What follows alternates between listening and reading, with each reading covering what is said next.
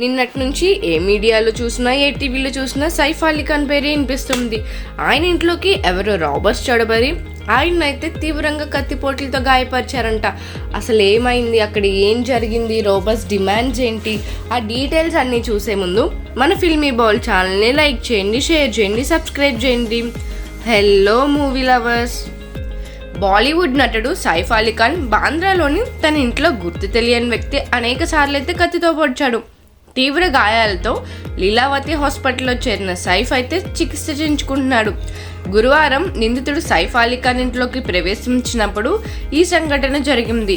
ఈ ఘటనపై వివరిస్తే పలు విషయాలు అయితే షాకింగ్ గా తెలిసాయి. దుండగుడు ఫస్ట్ అయితే సైఫ్ అలీ ఖాన్ కుమారుడు జై రూమ్ లోకి ప్రవేశించాడంట.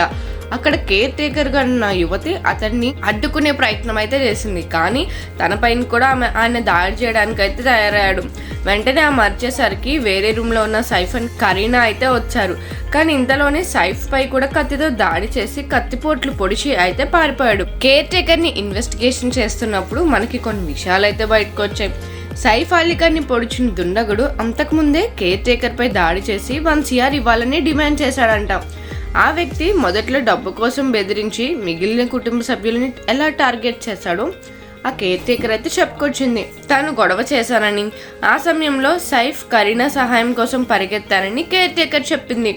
సైఫ్ ఆ దుండగుడిని ప్రశ్నించారు. ఎవరు నువ్వు, నీకేం కావాలి అని చెప్పి అడుగుతాం కదా అని చెప్పారు. ఇక సైఫ్ పై చెక్క వస్తువు హెక్సా బ్లేడ్తో దాడి చేశాడట. కరీనా గదిలోకి ప్రవేశించినప్పుడు దుండగుడు ఆమెకు కూడా హాని కలిగించడానికి ప్రయత్నించాడు. వారంతా తప్పించుకుని తలుపులు అయితే లాక్ చేసుకున్నారని తెలిపాడు. అయితే సైఫ్ బాడీ గార్డ్స్ ఉంటారు కదా, వాళ్ళందరూ ఈ సౌండ్స్ అన్ని విని హెల్ప్ చేయడానికి అయితే వచ్చారంట. సో వాళ్ళంతా కలిసి ఈ గొడవ జరుగుతున్న ప్లేస్కి వచ్చేసరికి తలుపులన్నీ తెరిచుండడం చూసి సైఫ్ మెడ వెనుక కుడి భుజం దగ్గర, వీపు ఎడమ వైపు, ఎడమ మణికట్టు, మోచేపై అయితే గాయాలయ్యాయంట. చోరబాటుదారుడికి దాదాపు 35 to 40 years ఉండొచ్చంట. అతడు ముదురు రంగుతో సన్నగా ఉన్నాడు. ముదురు రంగు దుస్తులు ధరించి తలపై టోపీ అయితే పెట్టుకున్నాడు. అసలు ఏం జరిగింది పూర్తిగా చూసుకుంటే, గురువారం తెల్లవారుజామున ముంబైలో తన నివాసంలో జరిగిన చోరీ ప్రయత్నంలో ఒక ఆగంతుడు కత్తితో దాడి చేశాడు. సో CCTV ఫుటేజ్లో తన ఫోటో ఆధారం అయితే లభించింది.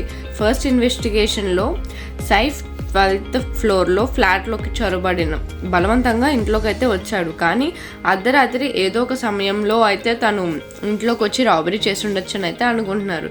2:30 ఆ టైం తర్వాత అక్కడ పారిపోయాడు. సైఫ్కి 6 గాయాలు అయ్యాయి. 2 మైనర్, 2 ఇంటర్మీడియట్ అండ్ మరో 2 పెద్దగా అయ్యాయి. గాయం వెన్నుముక్కకి దగ్గరగా ఉన్న వీపుపై అయితే ఉంది. సో న్యూరో సర్జన్ అయితే లీలావతి హాస్పిటల్లో COO డాక్టర్ ఉత్తమం అని అయితే చెప్పారు. సైఫ్ వైద్య ప్రక్రియ తర్వాత ప్రాణాపాయం ఏం లేదు, బయటపడ్డాడని హాస్పిటల్ వాళ్ళే చెప్పారు. కానీ శరీరం నుంచి విరిగిన కత్తి ముక్కల్ని కూడా తీసి ప్రస్తుతం అయితే సైఫ్ కోలుకుంటున్నాడు. వైద్యులు తన ఆరోగ్యంపై అయితే పర్యవేక్షిస్తున్నారనమాట. సో కుటుంబ సభ్యులు అందరూ హెల్తీగా ఉన్నారు, బాగానే ఉన్నారు అని చెప్పి పోలీసులు అయితే ఇన్వెస్టిగేషన్ చేస్తున్నారు. రాబరీ చేయాలి అనే ఇంటెన్షన్తో అయితే తను ఇంట్లోకి వచ్చాడని DCP అయితే చెప్తున్నారు. సో ఈ సంఘటన తర్వాత ముంబైలో సెలబ్రిటీల భద్రత గురించి చాలా మంది ప్రతిపక్ష నాయకులు అయితే ఆందోళన వ్యక్తం చేస్తున్నారు. అసలు సెలబ్రిటీల పైన ఎవరికి ఇంత కక్ష ఉంది, ఆయన నిజంగానే రాబరీకి వచ్చారా లేకపోతే సైఫ్ని వాళ్ళ ఫ్యామిలీని గాయపరచాలని ఇంటెన్షన్తో వచ్చారా అనేది ఇంకా తెలియాల్సి ఉంది. సో మరిన్ని డీటెయిల్స్ కోసం, అప్డేట్స్ కోసం మా ఫిల్మీ బౌల్ ఛానల్కి స్టే ట్యూన్ అయి ఉండండి. మరిన్ని మూవీ అప్డేట్స్ కోసం ఫాలో అవుతూ ఉండండి ఫిల్మీ బౌల్.